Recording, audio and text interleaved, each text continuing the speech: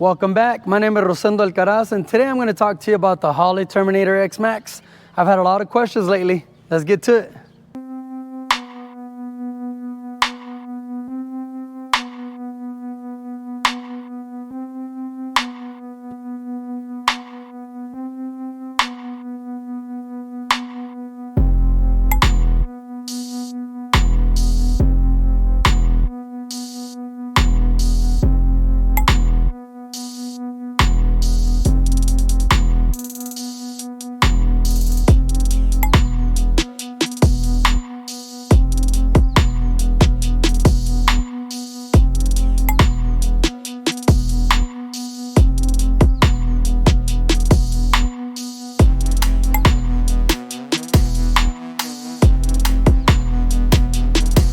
All right, well, like I said, we're gonna get to it. I'm gonna tell you about this. I'm gonna give you an update. It's been 5 years since we installed this Terminator Holley X Max, and I'm gonna give you my true thoughts on it. And this is not a sponsored video. I'm not sponsored by anyone. Everything that we've installed in this car has been money out of my pocket. So it's not a sponsored video. I'm just gonna really tell you what I think about it. Well, we'll start off by telling you that I really like this setup. I really do. It runs great. It's worked great for me. I like that everything is labeled. I'll show you here one. Everything's labeled. I'll tell you what I do like, a few things, and then I'll tell you some things I've learned about it. So I like that everything's labeled. If you're a guy like myself that doesn't know everything, right? Wiring and all that. I don't know a whole lot about wiring. This is the way to do it, where everything's labeled and you just put it all together. The instructions are great if you read them. I'll tell you about something I did not read, and then I figured out something was wrong, and we looked it up, and it's in the instructions. Read your instructions. It helps out a lot. So I like that you can tune this Holley Terminator X Max with anyone in the world remotely. You can do it through email. I've had guys ask me lately about it and how did you get it tuned or where did you go, and I tell them, man, we did it all through email. And they're like, wow. Used to, you had to take your car to the shop, leave it there, have them tune it up. Now you can do it through email. Now, the Terminator lets you record some logs, which is awesome. If your tuner tells you, record me some logs of it idling, of it going 75 miles an hour, accelerating, whatever he wants, you can do that. You can go in there, and there's a lot of videos on how to do that. If you need me to make a video how to do that, I can, and I will for you guys. But there's a lot of them out there. So I'm just gonna tell you that you can record logs, and with those logs, they know what's going on. It's crazy. They can just check it. It tells them like what's going on, fuel, everything. And they can look at it, figure something out, send you a tune. You download the tune to your card, and then you just upload it to your desktop, put it in a file, email it to your tuner anywhere in the world. They take a look at it, they send you a tune back. All you have to do is upload it, turn your key off, a few seconds, power it up with your key, start it, and your new tune is set. And you can tell the difference when you drive it. It's crazy. It's done really well. Now, it says that this system learns itself. Okay, I don't doubt that it does. But when you do a base tune on it, it asks you simple questions like the size of your engine you're gonna go with, transmission, just simple questions. You answer that, and it creates a base tune for you. Now, with that base tune, you can start your car. Yeah, it starts right up. Mine was idling really rough. I mean, bad, where I was like, something wrong? And I'll tell you about that in a minute. But you can start it. It runs, it idles. It's a base tune, guys. Now, this says it learns itself, and you drive it and it'll learn it. Yeah, I don't doubt that it does. I'm sure it does. But I drove it around like that, and I don't know if this is why, but I was at a store in Lubbock, and when I got on, I had trouble starting it, and then it was just idling. I mean, bad. My AFR was hitting red, so I thought it has to be the O2 sensor. Has to be. Well, I got it home. I contacted Holley. This company was awesome. And I'm not sponsored. I'm just telling you, I contacted them. I was going to buy a new O2 sensor. I don't remember what it was, but it's not free, I'll tell you that much. But these guys said, don't worry about it. We'll send you a free O2 sensor. It's heading out. I received it. They gave it to me. I changed it out, and I haven't had trouble since. And this was about 4 years ago. I've had it now 5. So that was awesome. Something great I can say about the company. I'm not used to that. They'll just tell you, hey, order another one. But these guys sent it to me for free. I was pretty impressed. Put that on, and I think personally, this is my opinion. You guys that know a whole lot more, let me know what you think. But I think as the bass tune is just to get it started. I wouldn't run it so much on the bass tune, even though it learns itself and it's supposed to do all this and this and that. I learned you get it tuned, that's the way to do it. Once you get it tuned, it's gonna work amazing. You're gonna be impressed. And that's what I did. I got a guy to tune it. It's been running great since. I don't have any trouble starting it or anything. And at first I did have trouble starting it, but I found out it was the injectors. Something was going on with the injectors. I had to replace them. Well, I didn't have to replace them, but I got some new injectors. A buddy of mine said, hey, here's a pretty affordable set. So I went ahead and got it. And the bad part is, don't go, I would say, do not go cheap on injectors.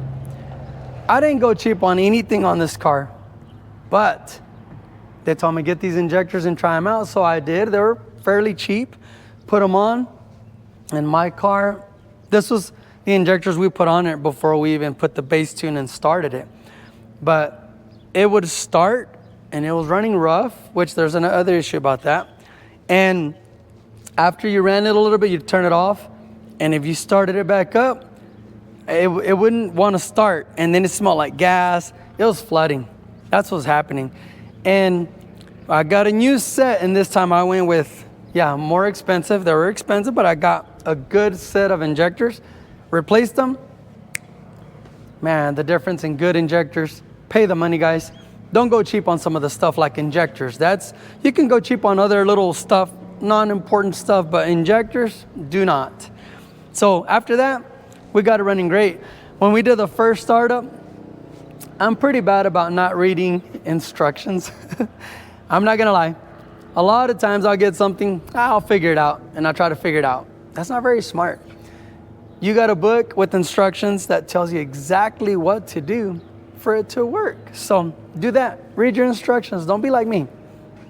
So when we started it, it was running really rough.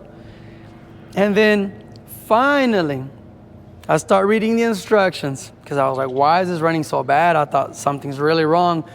Well, when you run the Terminator, make sure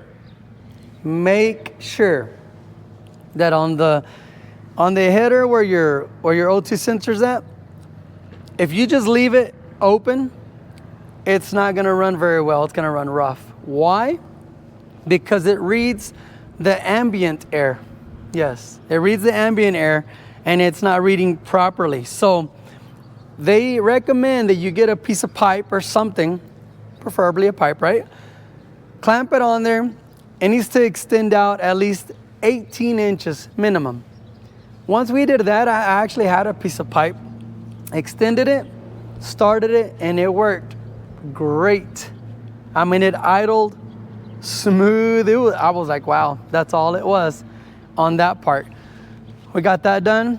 Don't forget that if you're gonna do this, make sure you extend that so you can get an accurate, you can see what's going on and you don't think something's wrong and when there really isn't. So that's something that I learned, and I didn't read the instructions till I was having problems and then finally figured it out. Now, something else that I learned is that it works really well. At first, I was kind of iffy. Yes, it's cheaper if you go the stock, get a stock computer and pin it and all that. But if you're like me and you don't know how to do that, you're going to have to pay somebody to do that. And you're going to have to buy a computer. So when you add it all up, it starts to add up when you don't do it yourself. This is a little bit more expensive. Yes, I agree. It is. But if you don't know a whole lot, it's worth that extra money. Saves a lot of headache. Now also, if you're gonna run boost or anything like that, this system can handle all of that, which is great. You can run anything you want basically, and this will do it. Now this Terminator X Max only has one O2 sensor. I believe it's the Dominator. Correct me if I'm wrong. I didn't look any of this up. I think it's the Dominator has two. So it's a lot more accurate and probably runs better. I've heard that you can tune those a lot, even, to the T. But this is good enough for me. It works great. It works really good. Now just make sure when you're gonna order it that you go to the website and that you check a few things. It tells you what to look for. For example, like the injectors, the connectors. There's I think there's 3 different ones. Make sure you look up which one you have. That way they send you the right ones. I learned the hard way. I didn't do that. We just ordered it and then it was different kind of connectors. So I bought some little adapters. You can do that as well, but I'd prefer to just go directly to it, right? But it's been working great. The adapters work good. Just giving you a little heads up. It tells you a few things what to look for, and it's very clear on it. Just look it up and get the right thing. With the Terminator, I also can run fans. So we got them here. When you get on that gas, it automatically shuts off your AC. So you can connect that. I haven't got that far yet, but that's next as well. There's a cruise control. That's what I want to do next because I do drive my car. I'm not a believer in fix up your car and put it up, store it. I'm just not. I like to drive it. And I go across state lines, wherever. I love driving this car. So I'd like to get that cruise control and get it hooked up and see how well it works and then just get on the road. All right, so now let's go on the inside. I'm gonna show you where I placed. So I have my Dakota Digital here. This is where I placed the 3-inch screen. Has all the information, and then down here, right down there, is where I put the little brain, the little actual computer. So let's crank it up, see how. Okay, so here's the little screen. And you could put on there anything you want on it. So if you wanted to read a certain thing, you just change it out. So that's how I have it set. And then here's the computer down here. And I like that setup. It's pretty clean. I got my gauges here that I can see everything I need, but also other stuff. When fan number 1's on, fan number 2, the battery voltage, I have it on both.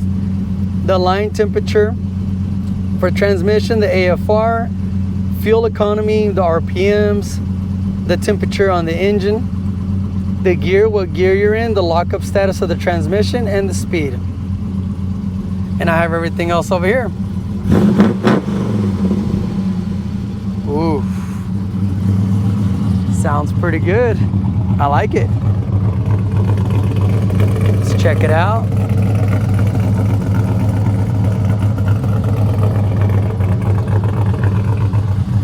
Sounds good, runs good.